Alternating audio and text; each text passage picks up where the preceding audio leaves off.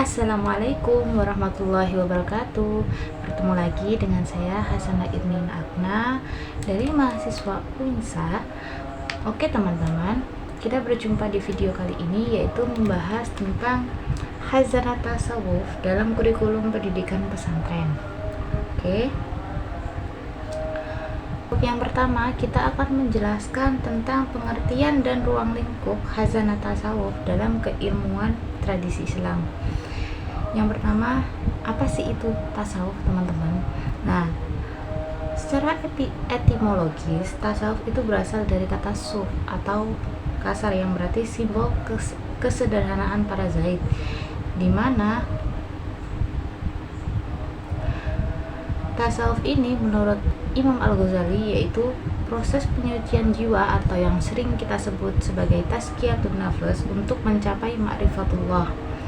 Nah, tasawuf ini juga bersumber dari Al-Quran dan As-Sunnah untuk memperhalus akhlak kita agar mendekatkan kita kepada Allah Subhanahu wa Ta'ala, teman-teman. Nah, gimana sih khazanah tasawuf dalam tradisi Islam? Nah, khazanah tasawuf dalam tradisi Islam ini dihasilkan oleh tokoh-tokoh besar, yaitu dari Hasan al-Basri, Al-Junaidi, Al-Hallaj, Al-Ghazali, dan masih banyak, teman-teman. Dan khazanah tasawuf ini juga mengandung nilai intelektual, moral, serta spiritualitas. Dan khazanah tasawuf ini juga terstruktur dalam karya-karya seperti kitab Ar-Risalah, lalu Al-Qusairiyah, dan kitab Ihya Ulumuddin yang familiar ya untuk kita. Lalu yang kedua, ruang lingkup tasawuf. Nah, ruang lingkup tasawuf ini mencakup beberapa aspek, yaitu yang pertama aspek teoritis, di mana aspek ini mempelajari tentang hakikat wujud yang berhubungan dengan Tuhan, antara Tuhan dan makhluk. Dan di dalam aspek ini juga terdapat konsep penting, yaitu wahdatul wujud menurut Ibnu Arabi dan insan kamil. Lalu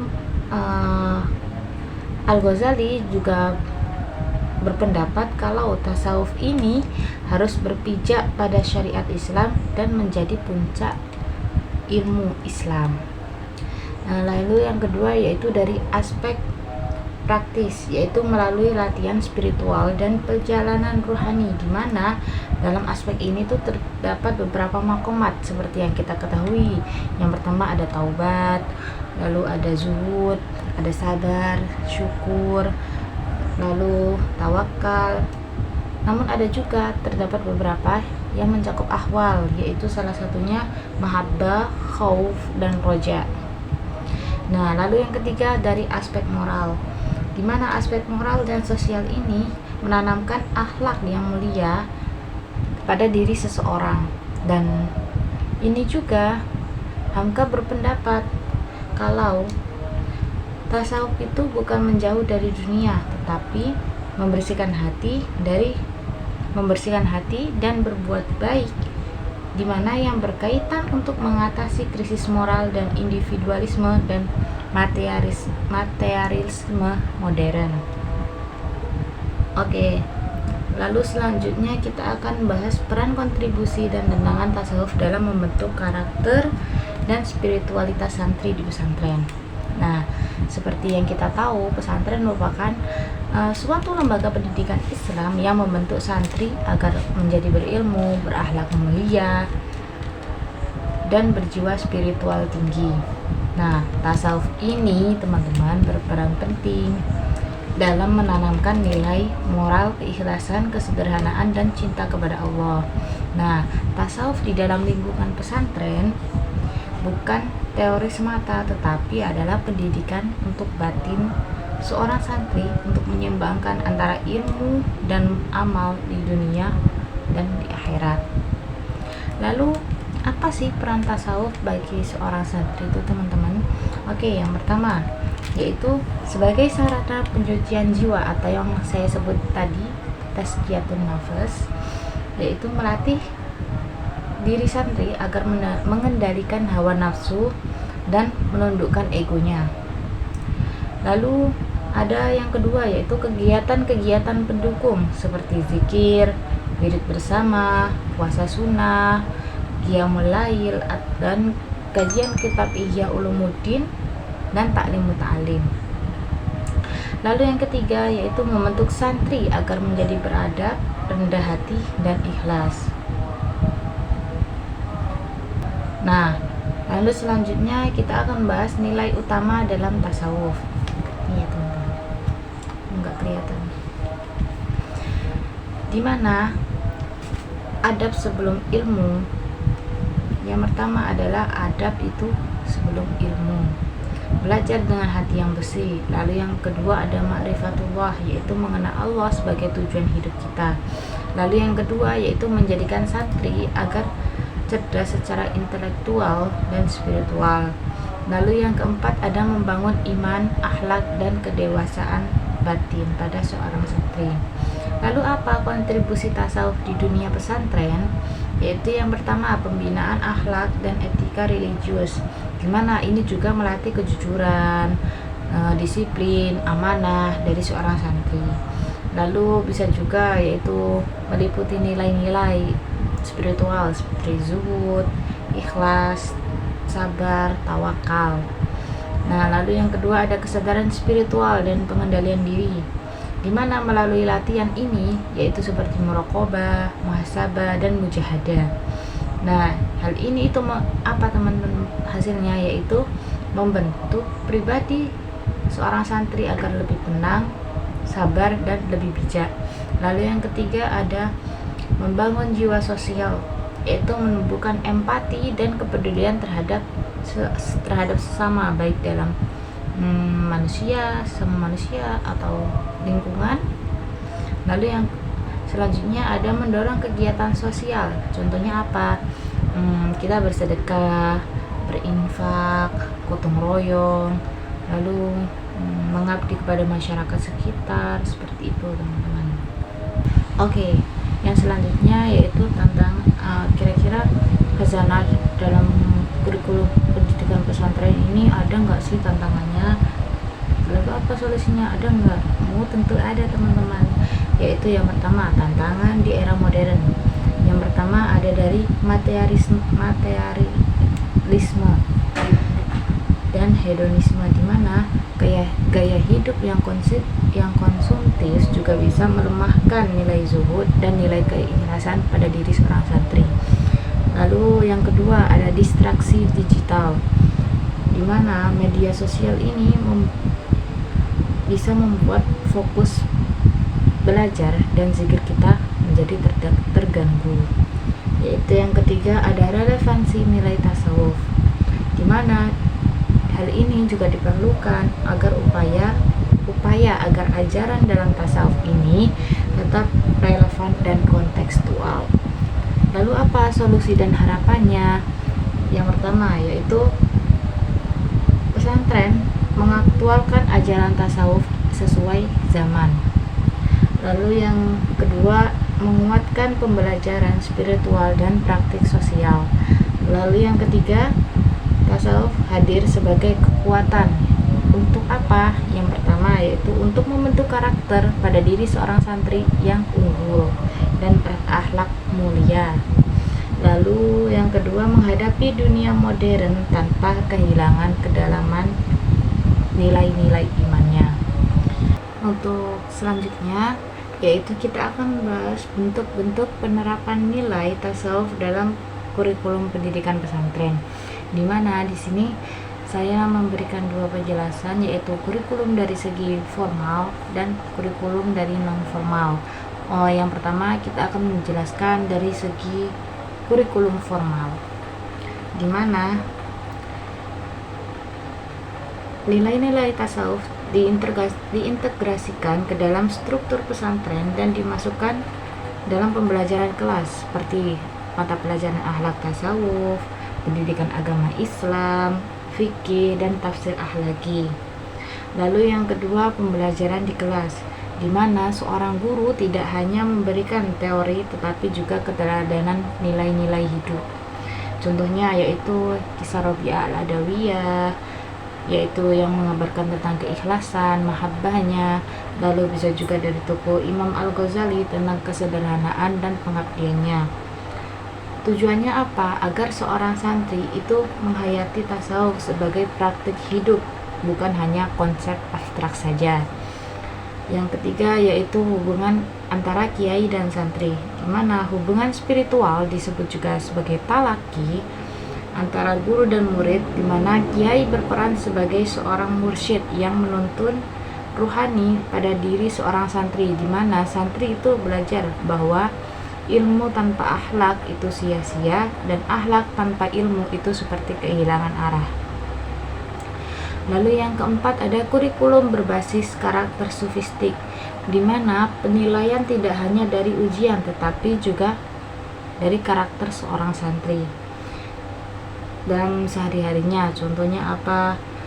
Contohnya nilai yang perlu diapresiasi seperti kejujurannya, rasa tanggung jawabnya, kedisiplinan ibadahnya, dan rasa hormat kepada guru yang mendorong pembentukan kepribadian santri yang spiritual dan beretika. Kelima yaitu integrasi tasawuf modern, di mana beberapa pesantren menggabungkan tasawuf dengan psikologi pendidikan dan pendidikan karakter. Contohnya apa? Yaitu muraqabah, di mana muraqabah ini melatih kontrol diri pada diri seorang santri. Lalu yang kedua zuhud, yaitu menghindari gaya hidup yang konsumtif, di mana hal ini membuktikan kalau tasawuf itu tetap relevan dan aplikatif di era modern sekarang ini. Untuk selanjutnya setelah kurikulum formal, kita akan membahas dari kurikulum non formal, di mana hal ini bisa dilakukan lewat pembiasaan dan kegiatan spiritual harian seorang santri. Contoh kegiatan utamanya ya apa? Yaitu zikir, wirid bersama, qiyamul lail, atau yang kita sebut sebagai sholat malam, lalu puasa sunnah, tadarus Al-Quran, dan muhasabah diri. Lalu ada nilai sosial dan kegiatan masyarakat, di mana tasawuf ini juga bisa diwujudkan dalam kegiatan sosial. Contohnya apa? Gotong royong, kerja bakti sosial, dan nilai-nilai yang ditanamkan di dalamnya apa aja? Yaitu ada tawadhu, rasa rendah hati. Lalu ada zuhud, yaitu tidak berlebihan terhadap dunia. Lalu yang ketiga ada ukhuwah Islamiyah, yang dimana ukhuwah Islamiyah ini akan membentuk persaudaraan sesama muslim. Selanjutnya yaitu 3 tahapan pembinaan ruhani, di mana pesantren menerapkan bimbingan ruhani berdasarkan 3 tahap tasawuf seperti yang kita ketahui, yaitu tahapan yang pertama ada takhalli, ada tahalli, ada tajalli, di mana takhalli ini membersihkan diri kita dari sifat-sifat yang buruk. Lalu yang kedua lanjut ke tahapan yang kedua yaitu tahalli, di mana mengisi diri kita dengan sifat-sifat baik seperti sabar, ikhlas, kasih sayang, dan masih banyak lain dan lain sebagainya. Lalu yang ketiga yaitu tingkatan yang paling tinggi ada tajalli, di mana ini kesadaran spiritual tinggi dan kedekatan kita kepada Allah.